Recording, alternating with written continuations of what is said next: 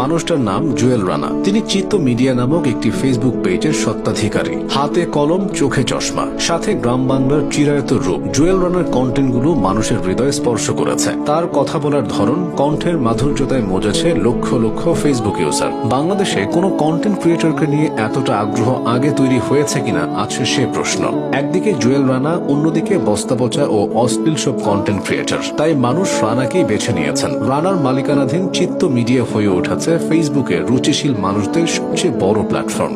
এখানে উঠে আসে প্রকৃতি আর মানুষের জীবনের অদ্ভুত সব মিল খোঁজার কাজটা করেন রানা নিজেই। কখনো তিনি পথে প্রান্তরে ঘুরে বেড়ান, কখনো চলে যান কৃষকের জমিতে। গাছেদের কাছে গাছ সম্পর্কে জানেন, কৃষকদের কাছে গিয়ে শোনেন কৃষির অজানা সব তথ্য। কেউ বদ্ধ জলাশয়ে মাছ ধরতে গেলে রানা সেখানে গিয়েও হাজির হন। শহরের জীবনের প্রভাবে গ্রামীণ জীবন দিনকে দিন বিলুপ্তির পথে চলে যাচ্ছে। মাটির ঘর অনেক আগেই অতীত হয়েছে, হারিয়ে যাচ্ছে টিনের ঘর। দালান কোঠার ভিড়ভাট্টার মাঝেও জুয়েল রানার কন্টেন্টে সেসবের উপস্থিতি মেলে না। তিনি সংগ্রামী মানুষদের গল্প তার কন্টেন্টে ফুটিয়ে তোলেন। কন্টেন্ট অনেকে বানায়, জীবনের বাস্তবতা শেখাতে পারে কয়জন? চিত্ত মিডিয়া তথা জুয়েল রানা সেটা করছে। তার সবচেয়ে বড় গুণ হলো কন্টেন্টের বিষয়ের সাথে মানুষের জীবনের বাস্তবতার মিল খুঁজে বের করা। অশ্লীলতার যুগেও তিনি সহজলভ্য জিনিস দিয়ে মানুষের দৃষ্টি আকর্ষণ করেছেন। তবে জুয়েল রানার পরিচয়টা অনেকেই জানে না। শহুরে জীবন থেকে দূরে থাকা এই মানুষটার বাড়ি ঝিনাইদহ জেলায়। কন্টেন্ট তৈরির কাজ করলেও এটা জুয়েল রানার আসল পেশা নয়। তিনি মূলত একজন ব্যাংকার।